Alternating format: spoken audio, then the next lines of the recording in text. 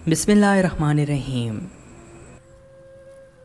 देवर काली घोड़ी की सवारी करने का शौकीन था। मेरी घोड़ी भी काली थी। रोज़ कहता, भाभी आपकी घोड़ी पर कब सवारी करूँगा। मैं बच्चा समझकर चुप कर जाती और शर्म के मारे उससे कुछ ना कहती। मगर एक रात इमरजेंसी बन गई। देवर को बोला तो कहने लगा, भाभी पहले काली घोड़ी। उस रात मेरे होश उड़ गए। जिसे बच्चा समझ बैठी थी वो तो। मैं अपने देवर के मुंह से ऐसी बातें सुनकर हैरान रह गई। वो मुश्किल से 16 साल का लड़का मुझसे ऐसी फरमाइश करेगा, मेरे वहम व गुमान में नहीं था। मेरा देवर मुझे सवालिया नज़रों से देखता जा रहा था। ऐसे मुझसे जवाब चाहिए था और मुझे तो इसकी बात ही परेशान कर गई थी। मैं क्या जवाब देती। मैंने उसे नज़रअंदाज करके बात बदल डाली और शुक्र किया कि घर में किसी और ने उसकी बात सुनी नहीं, वरना उसकी खैर ना होती। लेकिन वो ढीठ बना रहा और कुछ दिन बाद फिर से मेरे सामने वही फरमाइश करने लगा, भाभी मुझे हमेशा से काली घोड़ी की सवारी का शौक़ है। आप मुझे अपनी घोड़ी पर बैठने का एक मौका तो दें, मैं आपको खुश कर दूंगा। वो बाकायदा मिन्नतों पर उतर आया था। उसकी बात पर मुझे शदीद झटका लगा। शौक़ था वो भी हमेशा से, मुझे खुश कर देगा। मुझे उसकी बातें बड़ी अजीब लगी थी। मैंने उससे फिर भी लिहाज से बात की, क्या मतलब, तुम कब से ये सब कर रहे हो। मैंने कुछ घबरा कर सवाल किया। अभी उसकी उम्र ही क्या थी कि वो ऐसे शौक़ पालने लगा था। मैं जानती थी घर वालों में से किसी को भिनक भी पड़ जाती तो क़यामत ही आ जाती। उसके शौक़ से वाकिफ़ नहीं था कोई भी, क्योंकि अभी तक इसे सब बच्चा ही समझते थे और लाड प्यार से ही रखते थे। अभी इसे पढ़ाई की तरफ ही तवज्जो देनी चाहिए। और वो था कि न जाने किस किस्म के आवारा लड़कों में बैठने लगा था जो ये फरमाइश कर गए था। बस 2 साल हुए हैं कि मुझ में ये शौक़ पैदा हुआ और मैंने अपना ये शौक़ सबसे छुप कर खूब पूरा किया है। मगर जैसी आपकी घोड़ी है वो कभी नहीं मिली। आप मुझे एक बार इजाज़त दे दें, वादा करता हूँ घर में किसी को पता नहीं चलेगा। वो राजदारी से बोलते हुए शरारत से आंख मारकर बोला। मैं शर्मिंदा सी हो गई। मेरा दिल ज़ोर से धड़क रहा था। तुम जानते हो, अगर कभी घर में किसी को तुम्हारे इस शौक़ के बारे में पता चला तो तुम्हारी खैर नहीं होगी। तुम्हें अपनी पढ़ाई पर तवज्जो देनी चाहिए। अभी तुम्हारी उम्र इतनी नहीं है। मैंने इसे बड़ेपन से समझाना चाहा। मेरे शौहर बहुत सख्त मिजाज आदमी थे। अगर उन्हें अंदाज़ा हो जाता कि उनका छोटा भाई पढ़ाई छोड़कर इन कामों में लगा हुआ है तो वो इस पर हाथ उठाने से भी गुरेज ना करते। मेरी फ़िक्र पर वो लापरवाही से कंधे उचकता गया। कहने लगा, अब आप मुझे ज़बरदस्ती पर उकसा रहे हैं। भाभी मेरा भी वादा है आपसे, आपकी काली घोड़ी पर मैं ज़रूर बैठूँगा और दिखाऊँगा कि आप भी हैरान रह जाएंगी। आप मुझे बच्चा ना समझें। मुझे तो लगा था आप मेरा साथ देंगी, किसी को पता नहीं चलेगा, बस एक बार की बात है। लेकिन आपने तो मेरी बात का मान तक नहीं रखा। उसने मुझसे दरख्वास्त की तो उसकी ज़िद पर मैं मज़ीद परेशानी में मुब्तला होने लगी। ये शौक़ फिर एक बार ख़त्म नहीं होगा। एक बार तुमने ये शौक़ पूरा किया तो फिर तुम रोज़ यही ख्वाहिश करोगे और तुम्हारा शौक़ भी बढ़ता जाएगा। तुम्हारे भाई को पता चला कि मैंने भी तुम्हारा पूरा साथ दिया तो मेरा भी गला दबा देगा और तुम्हें भी नहीं छोड़ेगा। मैंने उसे समझाने की कोशिश की जो कि नाकाम ही रह गई। नहीं भाभी, मैं आपको बार बार तंग नहीं करूँगा। मैं वादा करता हूँ भाई को पता नहीं चलने दूँगा। रात के वक़्त फार्म हाउस में कोई नहीं होता, हम वहाँ चले जाएंगे, बस कुछ मिनट की बात है। वो अपनी ज़िद पर कायम था मगर मैं उसकी ज़िद पूरी नहीं कर सकती थी। मुझे खौफ था कि किसी को पता चल जाएगा। ये बात छुपी नहीं रह सकती। अच्छा देखते हैं, मैंने उससे जान छुड़वाते हुए कहा और घर के कामों में ख़ुद को मसरूफ़ कर लिया। मुझे लगा था वो छोटा बच्चा है, जल्द ही ये बात भूल जाएगा, मगर उसने सिर्फ 2-3 दिन का इंतज़ार किया और फिर मेरे सर पर सवार हो गया। मैं अब मुश्किल में पड़ गई। मेरे लिए इसे टालना मुश्किल हो रहा था। ये उन्हीं दिनों की बात है। एक रोज़ मुझे शाम के वक़्त अपनी माँ के शदीद बीमार हो जाने की इत्तला मिली। मेरी बहन ने कॉल की कि माँ की तबीयत बहुत ख़राब है اور وہ مجھ سے ملنا چاہتی ہیں۔ میں بہن کی بات سن کر وہاں چلی گئی۔ میرے شوہر گھر پر موجود نہیں تھے اور مجھے اپنی ماں سے ملنے بغیر چین نہیں آنا تھا۔ ایسے ایمرجنسی کے موقع پر مجھے اپنے دیور کا خیال آیا۔ میں نے اپنے شوہر سے کال کر کے اجازت لی تو انہوں نے بھی اجازت دے دی کہ میں ان کے چھوٹے بھائی کے ساتھ جا کر اپنی ماں سے ملاؤں۔ میں نے اپنے دیور سے جا کر درخواست کی کہ وہ مجھے میری ماں سے ملوانے لے چلے، وہ بہت بیمار ہیں۔ میرے دیور نے میری مجبوری سنی تو اس کی آنکھیں چمک اٹھیں۔ اس نے بدلے میں فوراً اپنی شرط رکھ دی، ٹھیک ہے بھابھی، میں آپ کو لے جاؤں گا، مگر پہلے کالی گھوڑی کی سواری، پھر کوئی اور کام۔ اس نے موقع سے فائدہ اٹھاتے ہوئے کہا۔ پہلے تو مجھے اس کی شرط سن کر شدید ناگواری کا احساس ہوا، مگر پھر بچہ سمجھ کر خاموش رہی اور کچھ سوچ کر اس کی شرط مان لینے پر مجبور ہو گئی۔ اگر کوئی اور موقع ہوتا تو میں اکیلی چلی جاتی، مگر شام کے وقت میں اکیلی نہیں جا سکتی تھی۔ اگر اب اکیلی بھی جاتی بھی تو میرے شوہر بعد میں غصہ کرتے اور میرا ابھی نہ جانا بھی ممکن نہیں تھا۔ میں نے فوراً حامی بھر لی۔ وہ مجھے لے کر گھر سے نکلا اور اپنے گھر سے کچھ فاصلے پر بنے ایک چھوٹے سے فارم ہاؤس پر لے گیا۔ اس سے پہلے اپنا شوق پورا کرنا تھا اور پھر مجھے میری ماں کے گھر لے جانا تھا۔ میں ڈری ہوئی تھی کہ یوں شام ڈلے کسی نے ہمیں یہاں پر دیکھ لیا تو مسئلہ کھڑا ہو جائے گا۔ میرا دیور پرجوش تھا۔ اس رات اپنے دیور کی تیز رفتار دیکھ کر میرے تو ہوش اڑ گئے۔ جسے میں بچہ سمجھتی رہی، اس نے تو میری آنکھیں کھول دی تھی۔ میری جب شادی ہوئی تو میرا دیور گھر پر سب کا لاڈلا اور چھوٹا تھا۔ سب کو ہی وہ چھوٹا بچہ لگتا تھا۔ اس کے لیے ہر وقت خاص احتیاط اور پرواہ کی جاتی تھی۔ میرے شوہر اور ان کے بڑے بھائی میرے چھوٹے دیور کو ہر کام سے دور رکھتے اور صرف پڑھا رہے تھے۔ مجھے بھی وہ صرف ایک نٹ کھٹ سا بچہ لگتا تھا۔ شروع میں تو وہ میرے سامنے آنے سے بھی جھجکتا تھا۔ اس کی شرم کو دیکھتے ہوئے مجھے ہنسی آتی تھی اور وہ مجھے مزید بھولا بھالا لگتا تھا، مگر جب اس کی مجھ سے جھجک اتری اور کچھ دوستی ہوئی تو اس کی باتیں مجھے حیران کر گئی۔ اس کے سب شوق اور کام بڑوں والے تھے، پڑھائی سے زیادہ اس کی توجہ دوسرے کاموں میں تھی۔ اتنی سی عمر میں ہی وہ خاندان کی لڑکیوں کے سامنے ہر وقت شوخیاں بگاڑتا رہتا تھا۔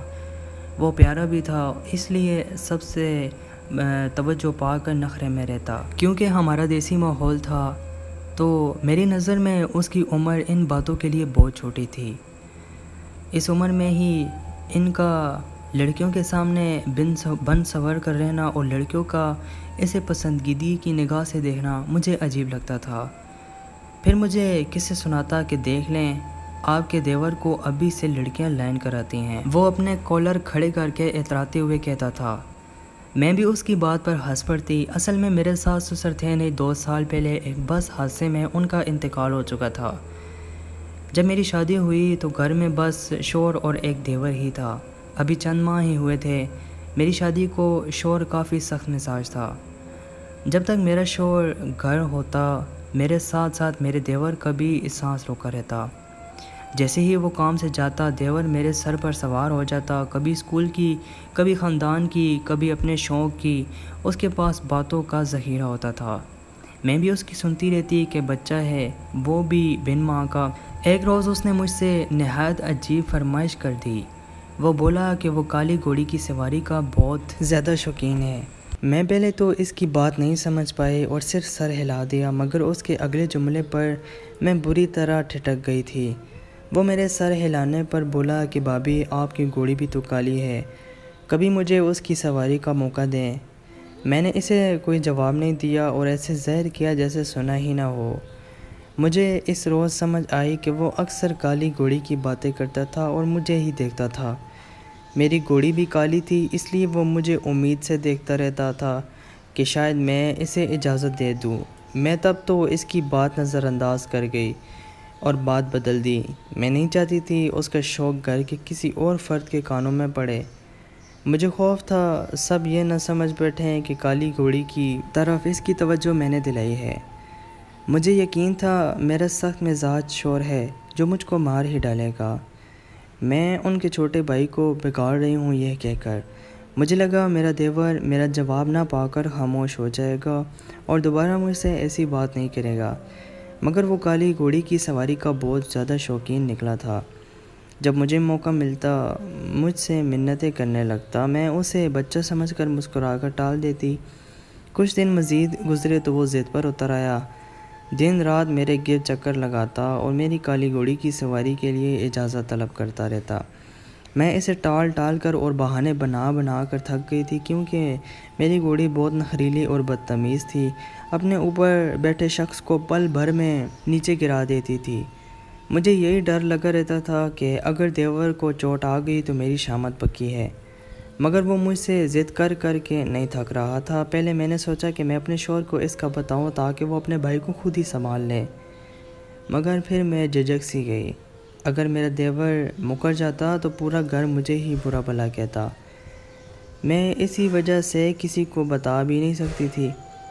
میں اپنے دیور کے سامنے جانا چھوڑ گئی۔ اس کا شوق وقت کے ساتھ بڑھتا ہی جا رہا تھا۔ اس کی ضد بڑھتی دیکھ کر میں گھبرانے لگی۔ پھر جس روز میری ماں کی طبیعت اچانک بگڑنے لگی تو میرے دیور نے مجھ سے اس موقع کا فائدہ اٹھا کر اپنی بات منوا لی۔ مجھے لگتا تھا وہ بچہ ہے اور سواری نہیں کر پائے گا، جلد ہی تھک جائے گا، مگر میرا خیال اس نے فارم ہاؤس میں جا کر غلط ثابت کر دیا تھا۔ وہ بظاہر چھوٹا بچہ نہایت تیز نکلا تھا۔ اپنا شوق پورا کر کے جب وہ لوٹا تو پسینے سے تھر تھا اور چہرہ جوش کی سرخ میں ڈوبا ہوا تھا۔ شکر ہے بھابھی، مجھے بہت مزہ آیا۔ وہ تشکر سے مجھے دیکھ کر بولا اور میں اتنی کنگ تھی کہ اسے جواب بھی نہیں دے پائی۔ وہ آگے بڑھا تو بھی میں خاموش ہی رہی۔ وہ راستے میں بھی مجھ سے میری گھوڑی کی باتیں کرتا رہا اور پھر بولا کہ آپ نے ٹھیک کہا تھا بھابھی، آج مجھے اتنا مزہ آیا کہ اب دل چاہ رہا ہے روزانہ اپنا شوق پورا کروں۔ آپ بھائی کو مت بتانا، میں اکثر اپنا شوق پورا کرتا رہوں گا۔ آپ میرا ساتھ دیں گی نا؟ وہ اچانک بولتے ہوئے مجھ سے وعدہ لینے لگا۔ میں نے سر ہلا دیا۔ اب میں مطمئن تھی، اسے دیکھ چکی تھی کہ وہ جتنا ماہر تھا کوئی نقصان نہیں کر سکتا تھا۔ اب جب تک میرے محکے میں پہنچنے رات ہو جاتی تھی، میں اپنے دیور کو اس کے آرام کے لیے کمرہ دکھا کر خود اپنی ماں کے پاس بیٹھ گئی۔ میرا دیور تو اتنا تھکا ہوا تھا کہ بستر پر گرتے ہی سو گیا۔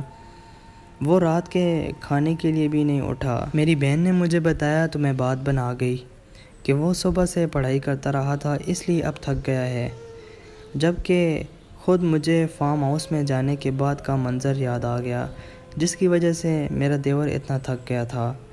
ہمارے فارم ہاؤس میں گھوڑوں کے استبل میں موجود نسلی اور اونچی گھوڑوں میں میری کالی سیاہ گھوڑی کھڑی ہوئی تھی۔ یہ گھوڑی مجھے شادی کے تحفے میں میرے ابا نے دی تھی، اور جب سے میں بیاہ کر آئی تھی میرے دیور کی نظر میری اس کالی گھوڑی پر تھی۔ وہ اس کے قریب پہنچ کر پرجوش سا میری کالی گھوڑی پر ہاتھ پھیر رہا تھا، پھر اسے کھولتے ہوئے استبل سے نکال کر میدان میں لے گیا اور اس کی نکیل ڈالنے لگا۔ میری گھوڑی کی ٹھان بہت اچھی تھی۔ میری نظر میں اس جیسا نوعمر لڑکا گھوڑوں کی سواری کر ہی نہیں سکتا تھا کہ میری اونچی لمبی گھوڑی کی سواری کرتا۔ میں یہی سوچ کر اسے اجازت نہیں دیتی تھی اور ٹال مٹول سے کام لیتی تھی۔ آج بھی میں نے یہ سوچ کر اجازت دے دی کہ وہ اول تو سواری کر نہیں پائے گا، اور اگر کر بھی لی تو زیادہ دیر نہیں ٹکے گا، کیونکہ میری گھوڑی بہت اتھری اور نہریلی تھی۔ وہ کم ہی کسی کو اپنی سواری کرنے دیتی تھی، مگر میرے دیور نے نہایت مہارت سے اس پر سوار ہو کر اسے سنبھال لیا تھا، اور کسی ماہر گھوڑا سوار کی طرح وہ اس کی سواری کیے اس میدان میں گول گول چکر کاٹتا، گھوڑی کو بھگاتا، ڈھول اڑا رہا تھا۔ میں حیرت زدہ سی اسے دیکھ ہی رہی تھی۔ مجھے یقین نہیں آ رہا تھا وہ اتنا چھوٹا بچہ اتنا ماہر ہو سکتا ہے۔ یہ ان کا خاندانی شوق تھا اور سب بھائی گھوڑا سواری میں ماہر تھے۔ یقیناً یہ شوق اس کے خون میں تھا، لیکن مجھے یہ خوف بھی تھا کہ اوپر سے کوئی پہنچ جاتا تو میری خیر نہ ہوتی۔ رات کے وقت میں ان کے چھوٹے بھائی کو یہاں لا کر سواری کروا رہی تھی، اور اس بات پر میری اچھی خاصی کلاس لگ سکتی تھی کتنی دیر گھوڑا سواری کرنے کے بعد میرا دیور واپس لوٹا تو پسینے سے تھر تھا۔ اسے ٹھیک ٹھاک دیکھ کر مجھے حیرت کے ساتھ ساتھ اطمینان بھی ہوا۔ وہ گھوڑی سے اترا تو اسے استبل میں باندھا پانی پلانے لگا۔ میں ہونک سی اسے دیکھتی چلی گئی تھی۔ میری ماں کی طبیعت کافی سنبھل گئی تھی۔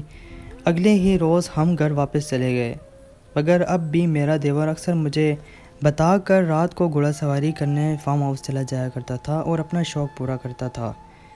میری گھوڑی بھی اب اسے پہچاننے لگی تھی۔